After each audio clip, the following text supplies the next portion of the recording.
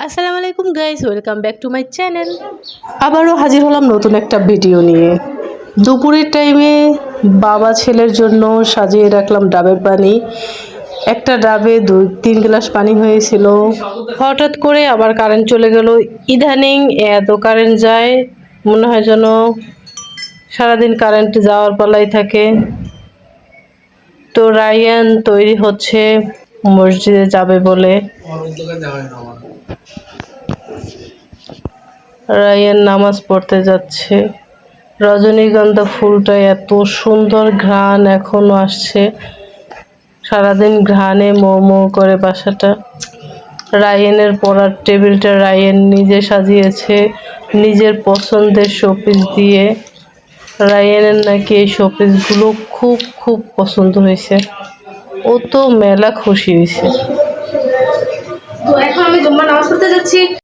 তো সবাইকে আসসালামু আলাইকুম, জুম্মা মুবারক। এখন যাচ্ছি।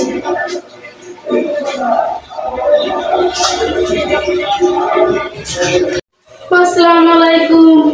ওয়ালাইকুম আসসালাম। বিকালবেলা নুডলস খাওয়ার জন্য সে তৈরি।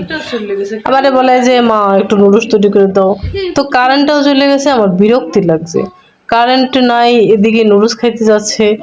তারপর আমি বললাম তোমার নিজের খাবার তুমি নিজেই তৈরি করো। এরপরে সে নিজে নিজে ফ্রিজ থেকে মরিচ বের করলো, ডিম ছাড়া নাকি সে নুডলস খাবে। তাই বললাম যে তাও তোমার ইচ্ছে মতো তুমি যা মনে চায় তাই করো। এর মধ্যে কারেন্টটাও চলে আসছে। খুশিতে সে নাচতে নাচতে রান্নাঘরে চলে গেছে। আবার খোঁজে মরিচ কোথায়, মরিচ অথচ ওই জায়গায় ছিল, মরিচটা দেখতে পাই না। তারপরে লাস্টে গিয়ে আমি নিজেই মরিচ বের করে দিয়ে দিলাম। তারপরে সে নুডলস তৈরি করার জন্য এখন সে কাঁচা পেঁয়াজ কাটতেছে, দেখেন ছুরি দিয়ে, আবার হাত দিয়ে 2 হাত দিয়ে করতেছে।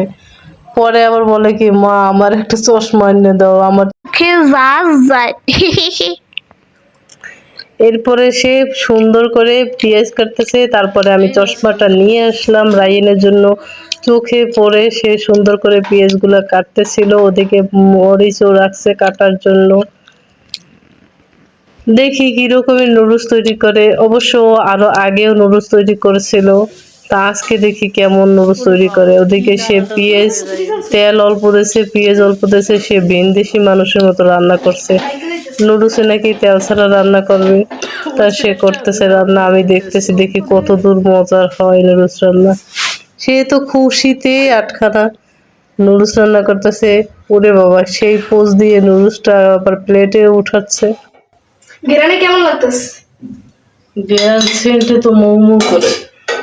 রান্না মনে হয় মজা এসে। আগের বারের মতো না, যেন চিপচিপ হয়েছে নুডলসটা।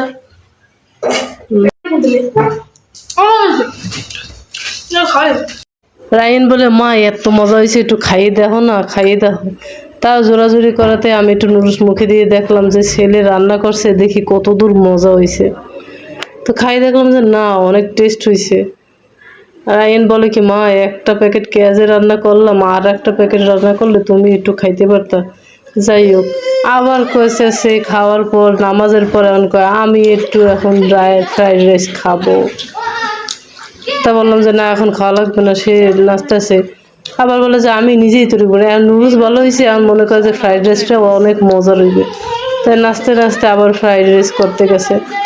করুক, নিজের মতো করে করুক রান্না। দিয়ে আজকে কত রান্না করতে পারে এই খুশিতে। আমি ওদিকে তেল ছাড়া রান্না করছে, তেল বলে দেবে না।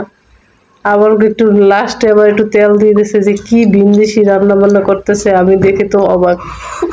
পরে তো তেল দিল। এখন আমি বললাম যে কি তেল এখন লাস্টে দিছো কা? কয় তোমরা জালমুড়ি খাও না, এই সময় লাস্টে দাও না, এই তেল মনে করবা।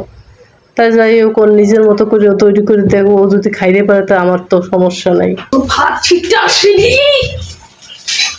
কিন্তু একজন ভিডিও এডিটিং করতে করতে মাঝখানে যে এমন নাচটা দেখলাম, আমার যে কি হাসি পাইছে তা বলার বাইরে। সে নিজের মতো করে রান্না করে, ওদিকে ভাত ছিটে আসে, তাও গায়ে পড়ে। তো গাইস, এই সিনটা দেখতে আপনাদের কার কার ভালো লেগেছে অবশ্যই অবশ্যই কমেন্টে জানাবেন। তো আজ এই পর্যন্তই। আবারও আপনাদের সামনে নতুন একটা ভিডিও নিয়ে হাজির হব। তো খোদা হাফিজ।